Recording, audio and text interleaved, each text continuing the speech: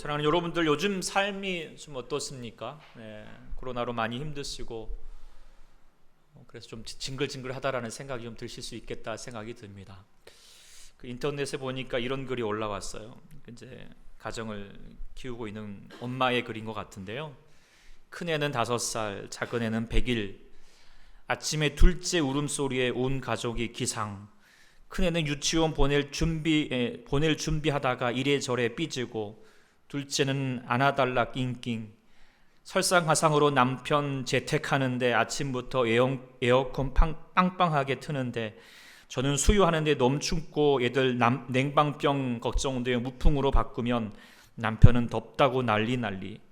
이놈의 남편이랑은 온도도 안 맞아 죽겠네요. 아침부터 밥이나 기다리고 있는데 출근 좀 했으면 좋겠는데 아침부터 힘들어서 하여선하네요. 사는 게 아주 징글징글하네요 라고 하는 말인데요. 공감이 되시는 분이 많을 줄 압니다. 제가 이렇게 또 전화로 신방 들으면 그런 분들이 하소연하는 분들도 있는데, 어쨌든 삶이 징글징글해지는 것은 요즘 그 징글징글한 코로나 바이러스 때문이죠. 언제나 우리의 일상이 회복될 수 있을지 암담합니다. 그런데 이 코로나 바이러스만 징글징글한 게 아닙니다. 온통 우리 주위에 징글징글한 게 참 많습니다. 지난 이 여름날에 무더위도 참 징글징글했고요. 무더위 올라가자 또 늦은 장마 때문에 또 비 때문에 또 징글징글하기도 하지만, 또 저 그 여의도의 그 정치판들 보고 있으면 또 징글징글하고요. 또 이슬람의 그 잔인한 모습들, 테러하는 모습들 보고 있으면 또 징글징글합니다. 그럼에도 불구하고 가장 징글징글한 게 뭘까요? 그것은 사람이고요. 그 사람 안에 있는 죄성이다라고 생각하게 됩니다. 사사기는 그런 모습들을 적나라하게 보여주고 있습니다. 사사기에는 악순환이 끊임없이 반복되고 있거든요. 평안하다 싶을 때면, 괜찮다 싶을 때면 우상 숭배하고 죄를 짓습니다. 그러다가 이방 민족들에게 억압을 받고, 그러면 다시 하나님을 찾고 하나님의 사사를 보내주셔서 다시 평화를 찾습니다. 그런데 또 얼마 가지 못하여서 또 죄를 짓습니다. 이런 악순환이 지긋지긋하다 못해 징글징글하죠. 지난 주간에도 우리가 기드온 묵상을 했죠. 그런데 한 세대도 지나가기 전에 기드온의 서자였던 아비멜렉이 스스로 왕이 되겠다고 그렇게 악행을 하고요. 또 사람들을 꼬셔가지고 또 꼬심을 당해가지고 서로 불전을 하고 갈등하고 서로 싸워내는 상황이 벌어집니다. 참 답답하죠. 그런데도 불구하고 하나님 오늘 10장에 보면은 하나님께서 다시 그들을 불쌍히 해주셔서 사사들을 돌라와 야의를 새겨서 다시 화합하게 하시고 다시 봉합하게 하시는 평화를 이루게 하십니다. 이런 내용이 오늘 본문 전까지 10장 5절까지 있는 내용이고요. 오늘 10장 6절에는 뭐라고 이제 얘기를 하고 있습니까? 이스라엘 자손이 다시 여호와의 목전에 악을 행하고 바알들과 아스타롯과 아람의 신들과 신돈의 신들과 모압의 신들과 암몬 자손의 신들과 블레셋 사람들의 신들을 섬기고 여호와를 버리고 그들을 섬기지 아니하였다. 이스라엘 사람들이 좀 평안해지니까요, 또 뭐 어떻게 했죠? 여호와를 버려버리고요, 우상들을 섬기고 있습니다. 근데 여기서 주목할 단어가 있죠. 다시 돌아가면 뭐라고 그랬죠? 다시라고 하는 단어이잖아요. 다시예요. 지금 사사기 이 반복적인 이 악순환이 또 다시 반복되고 있습니다. 이제는 놀랍지도 않죠. 그러려니 할 정도입니다. 징글징글합니다. 제가 전에 교회에서 섬기던 교회에서 제가 정말 관심을 기울이고 정말 섬기고 기도하였던 가정이 있습니다.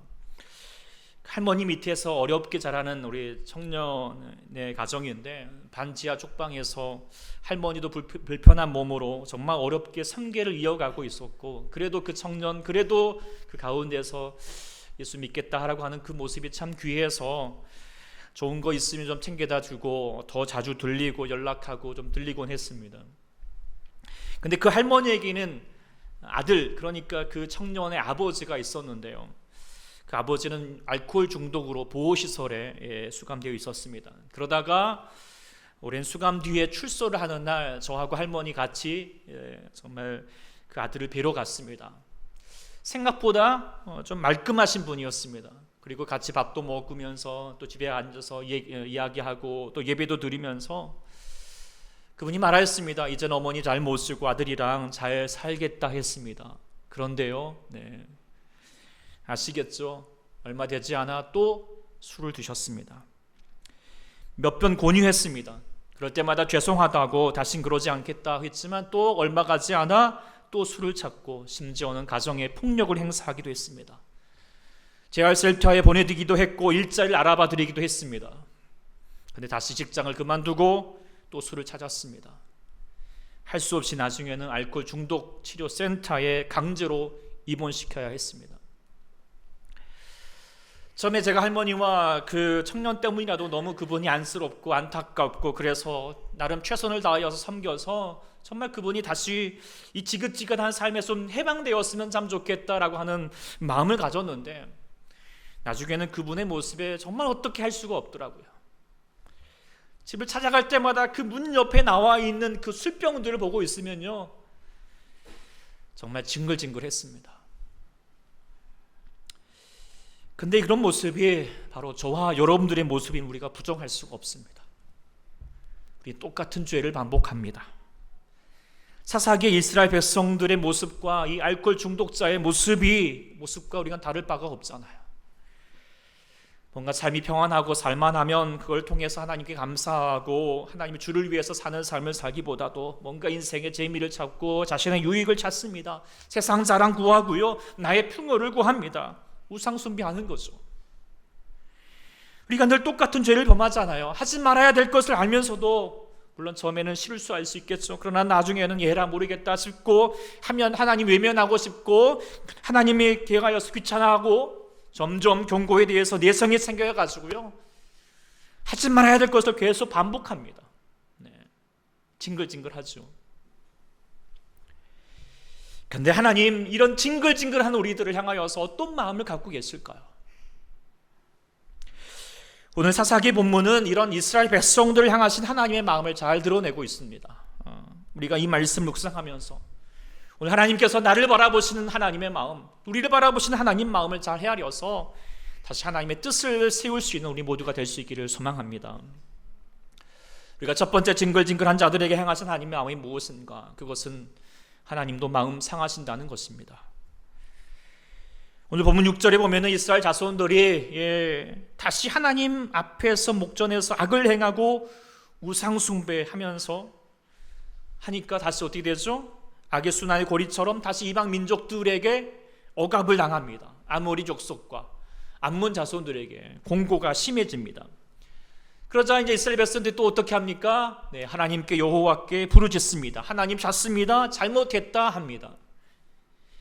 그리고 나서 그 부르짖음에 하나님이 11절 이하로 응답하시는지 같이 11절부터 읽어보겠습니다. 시작. 여호와께서 이스라엘 자손에게 이르시되 내가 애굽 사람과 아모리 사람과 암본 자손과 을레 사람에게 너희를 구원하지 아니하였느냐? 또 시돈 사람과 암말렉 사람과 마온 사람이 너희를 압자할 때에 너희가 내게 부르짖음으로 내가 너희를 그들의 손에서 구원하였거늘 너희가 나를 버리고 나를 신들을 섬기니 그러므로 내가 다시는 너희를 구원하지 아니하리라.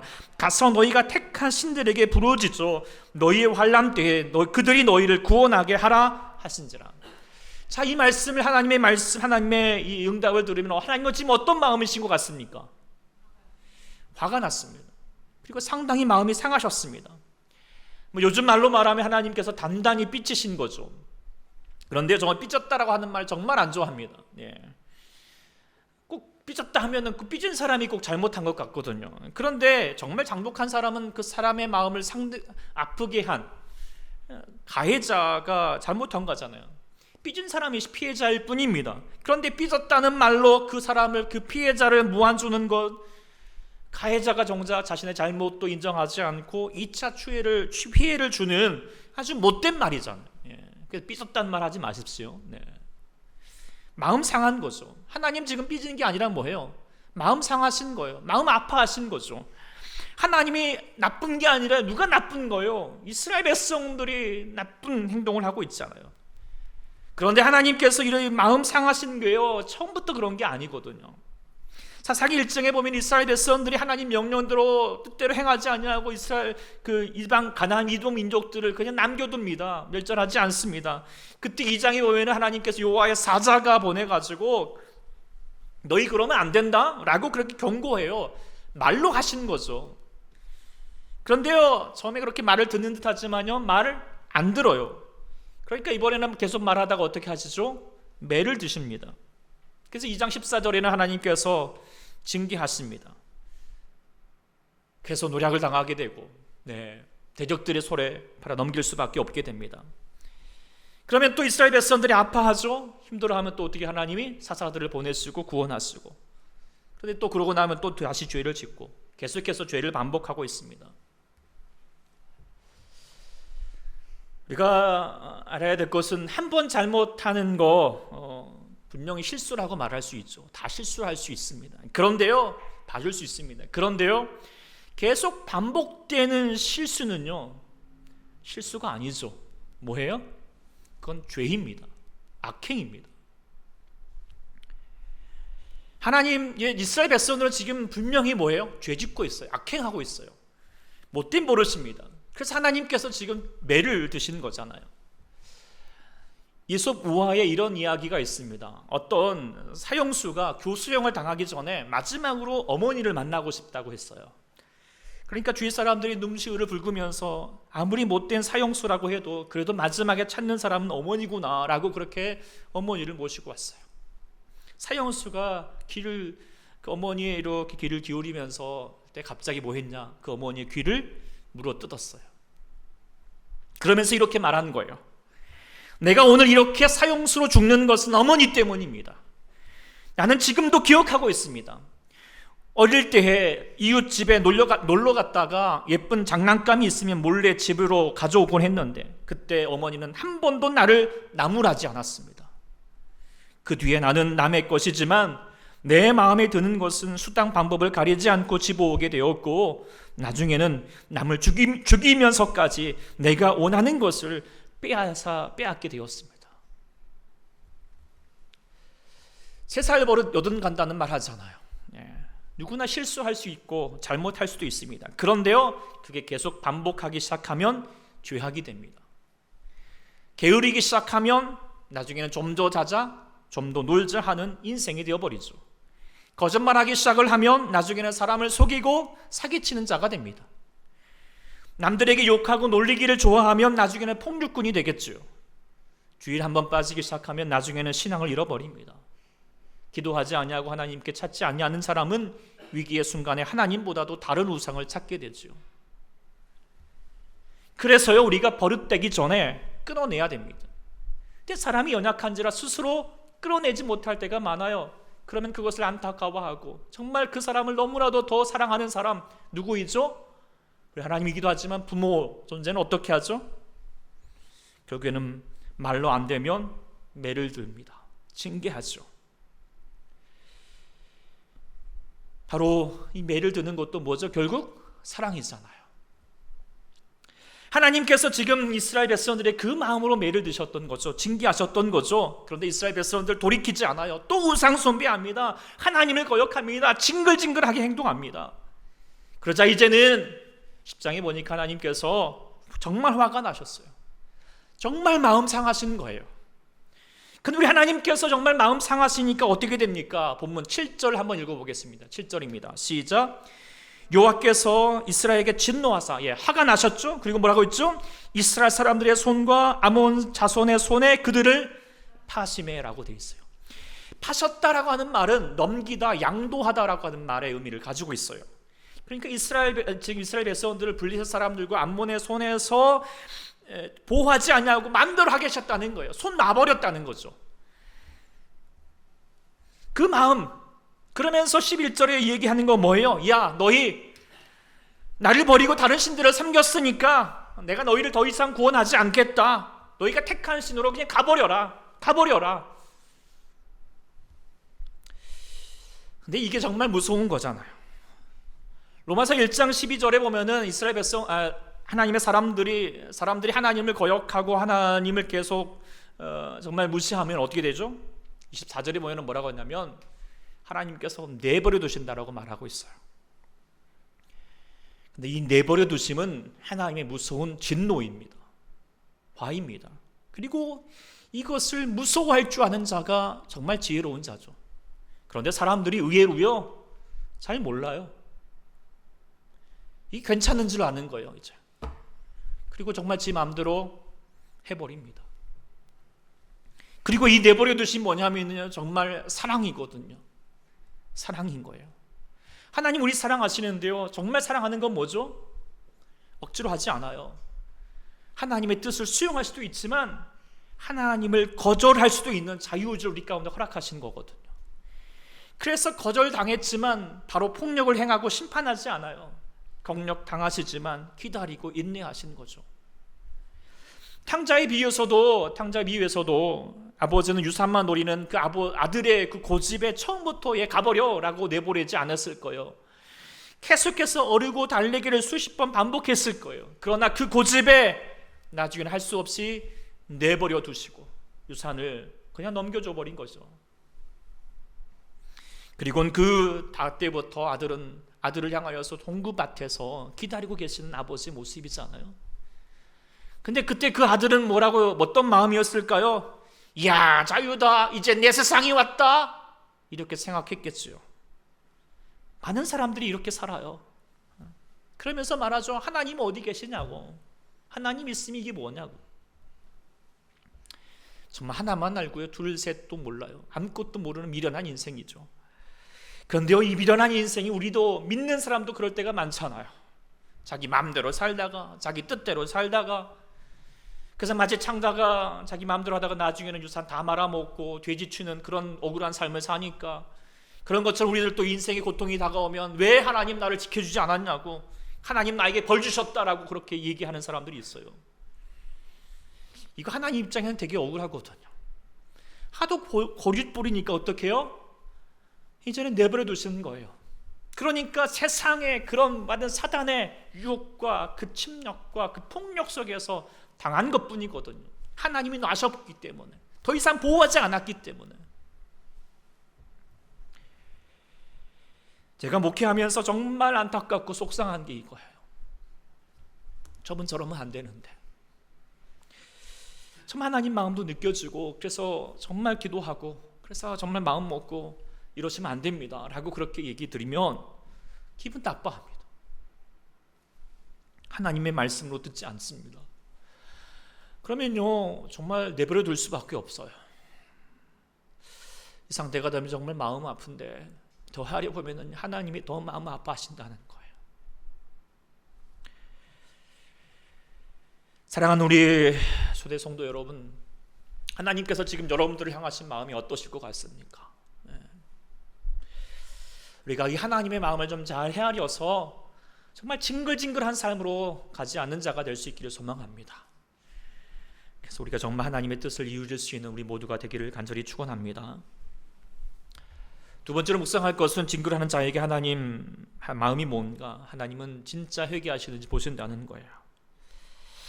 하나님께서 우리를 향하여서 정말 어르고 달래고 때로는 매를 드시고 때로는 할 수 없이 내버려 두시는 목적이 뭘까요? 회개이거든요. 돌아오라는 거거든요. 그런데 이 회개하는 것도요 단계가 있어요. 진정성의 단계가 있다는 것을 깨닫게 됩니다.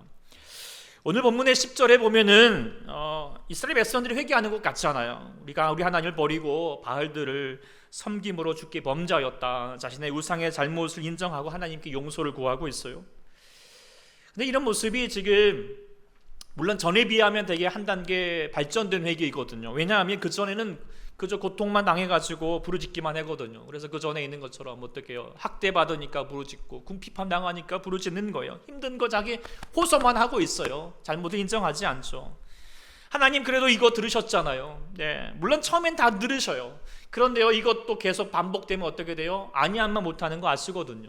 버릇되거든요. 못된 버릇되거든요. 그러니까 하나님 더 이상 봐주지 않아요. 매를 드셨어요? 그러니까 이제 이스라엘 백성들이 자신의 죄를 인정하고 있잖아요. 네. 잘못하다 하고 있어요. 범죄하였다라고 말하고 있어요. 그런데 그 11절 이하로 보면은 계속해서 하나님 그들의 회개에 대해서 어떻게 반응하시죠? 구원하지 않겠다. 그들 너희 신들아에 가라 이렇게 말하는 거, 그 용서를 구하는 회개를 거절하신 거예요. 왜 그랬을까요? 진정성 있게 보지 않았기 때문이겠죠.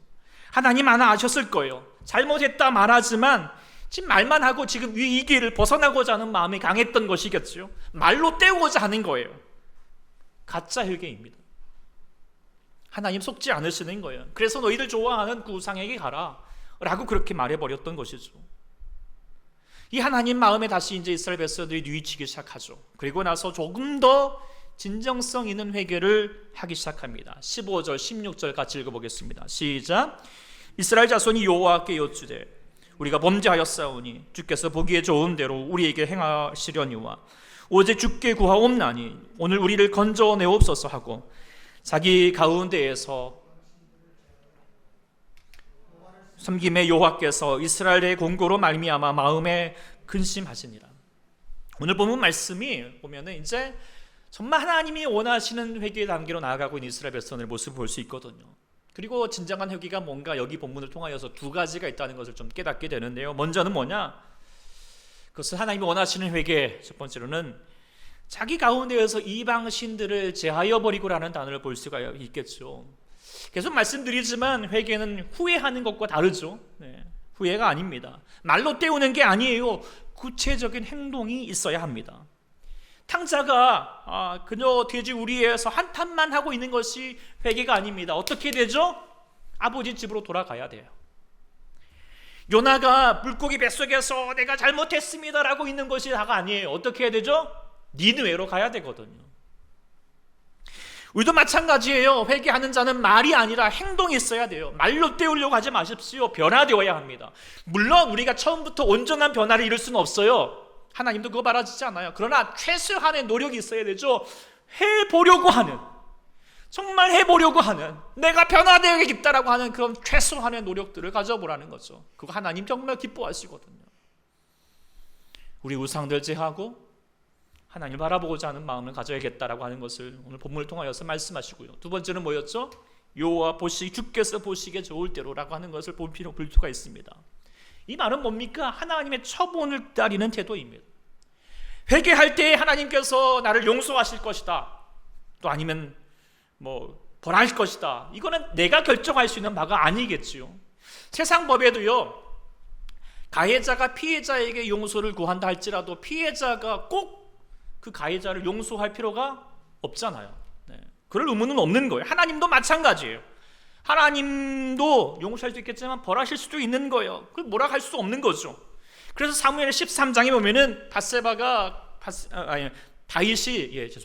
다윗이 밧세바를 간음하고 우리아를 죽이는 그런 끔찍한 죄를 나단 선지자를 통하여서 고발되었을 때 정말 이 다윗은요 그 모든 죄를 인정하였거든요. 통렬히 정말 용서를 구했어요. 그러나 자신의 아들이 지금 죽어가고 있습니다. 그때 금식하면서 기도했어요. 근데 그럼에도 불구하고 결국 어린 자식이 죽어버렸어요. 그때 사람들이 생각했죠. 이제 다윗이 상심하겠지, 되게 하나님께 섭섭해하겠지. 그런데 다윗은 전혀 그러지 않았어요. 그때 하였던 말씀이 뭐죠? 혹시 해요. 그러니까 내가 회개했으니까 하나님 반드시 이 아들 살려줘야 됩니다 라고 하는 게 아니에요. 주께서 보시기에 좋은 대로입니다. 하나님의 심판과 벌을 응당 받을 각오를 하는 거예요. 그게 하나님 앞에 회개하는 자의 자세가 되어야 되거든요. 그리고 다윗이 이때에 하나님께 향하는 정말 회개하는 자가 가져야 될 중요한 것을 깨달으면서 시편 51편에 말하였죠. 같이 한번 읽어볼까요? 시작. 여호와께서 구하시는 제사는 상한 심령이라. 상하고 통회하는 마음을 주께서 멸시하지 아니하시리이다. 하나님은 뭘 원한다? 상한 심령이에요. 마음이에요. 죄인은요 말이 없어야 돼요. 죄에 대해서 합리화시킨다든지 핑계 삼는다든지 남 탓하지 말아야 됩니다. 그리고 하나님 향하여서 이번만 모른 척 해달라고, 한 번만 봐달라고 하나님과 타협하려고 안 된다는 거예요. 그죠? 하나님은 우리의 중심을 보시는 분이시고 아시는 분이기 때문에 입을 닫아야 됩니다. 그리고 우리가 해야 될 것은 하나님께 자복하고 마음을 상하고 통회하는 마음으로 상한 심령을 하나님께 올려드려야 되는 거죠. 그게 회개잖아요. 우리 하나님께서 그 회개를 구하십니다. 그리고 우리 모두 그 회개를 행하는 자가 되기를 소망합니다. 그래서 정말 상한 심령을 가지고 우리 우상들을 제거하려는 노력들, 해보려는 노력들 가지는 진정한 회개를 가지는 자 우리 모두가 될 수 있기를 간절히 소망합니다.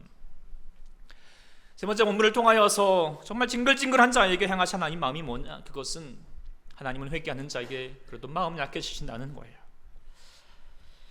자, 이스라엘 백성들이 그래도 나름 회개했잖아요.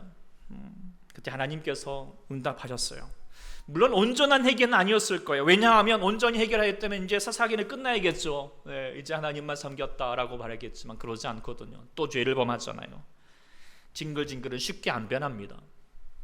그럼에도 불구하고 하나님의 구하시는 그 회개의 심령을 다시 한번 가졌기 때문에, 그 전보다는 말뿐인 회개가 아니었기 때문에 그래도 조금은 다르게 응답하시죠. 그 응답이 무엇입니까? 16절에 보면 뭐라고 말하고 있습니다. 자, 죄를 버리고 여호와를 섬기며 여호와께서 이스라엘 공교로 말미암아 뭐라고 되어 있죠? 마음에 근심하시니라. 마음에 근심하시니라. 아주 중요한 단어입니다. 마음에 근심하다라고 하는 말을 이제 히브리어로 보면은 가차르라고 하는 단어인데요. 이게 줄어들다라고 하는 뜻을 가지고 있어요. 짧아진다. 그러니까 무슨 뜻입니까? 마음이 짧아졌다. 영이 줄어들었다. 그러니까 이걸 우리말로 표현하면 뭘까요? 마음 졸이셨다, 애간장 타셨다라고 하는 말로 표현할 수 있습니다.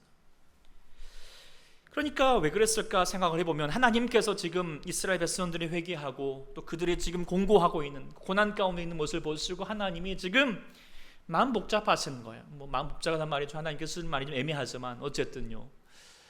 먼저는 뭐예요? 지금 저들이 회개한다고 해도 뭐예요? 다시 죄를 지을 것을 아셨을 거예요. 그러니까 하나님께서 마음 굳건하셔서 너희가 지금 뭐 회개한다고 말하지만 너희 다시는 내가 너희를 용서하지 않겠다라고 그렇게 상관하지 않겠다라고 했어요. 그런데도 그럼에도 불구하고 그들이 회개하는 심령을 참아 잘못했다라고 말하는 그 모습을 참아 보고 있을 수는 없는 거예요. 그러면서 애간장 타시면서 뭐예요? 나중에는 근심하신 뒤에는 뭐예요? 결국 구원하고자 하시거든요. 다시 용서하지 않아라고 말해놓고 다시 또 이제 아이고 뭐 구원하고 계시는 거. 이거 마치 한 입으로 두 말하고 있는 그 모순적인 행동 같지만 그런데요, 저는 이 말씀 보니까요, 우리 하나님 마음이 무엇인지 정말 적나라하게 표현하고 있는 말이다 생각하게 됩니다. 우리 하나님은 어떤 하나님이시죠? 먼저는 공의 하나님이세요. 죄에 대해서 절대 관가하시는 분이 아니시죠. 옳고 그름이 확실하신 분입니다.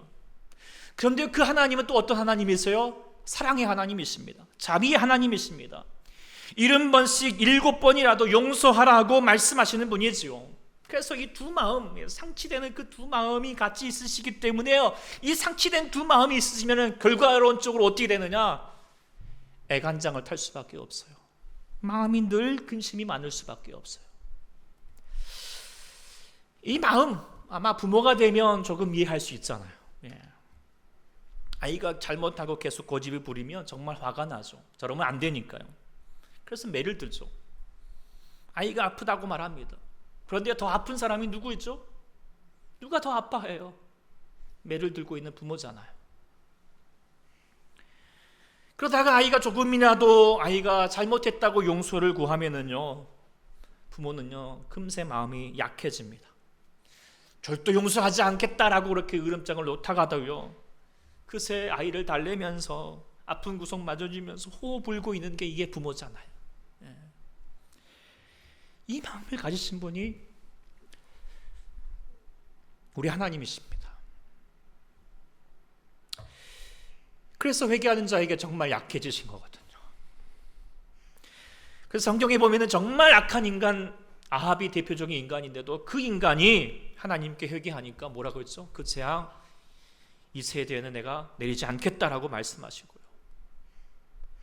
전에 그 할머니도요, 그렇게 정말 징글징글한 아들인데도 불구하고 끝까지 감싸더라고요. 끝까지 감싸요. 애간장 타시는 거죠. 근심이 많으신 거예요.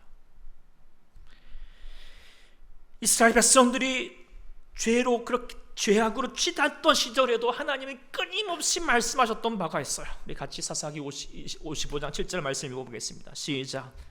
악인은 그의 길을, 불의한 자는 그의 생각을 버리고 여호와께로 돌아오라. 그리하면 그가 긍휼히 여기시리라. 우리 하나님께로 돌아오라. 그가 너그럽게 용서하시리라. 하나님 끝까지 애간장 타시는 거예요. 좀 제발 돌아와라. 제발 돌아와라. 매를 드시면서도 그 하나님이시기 때문에 하나님은 우리가 아직 죄인 되었을 때에도 예수 그리스도를 이 땅 가운데 보내시고 십자가에 죽게 하셨던 거예요. 이를 생각하면은요, 우리 하나님 정말 바보이죠. 속 없으신 분입니다.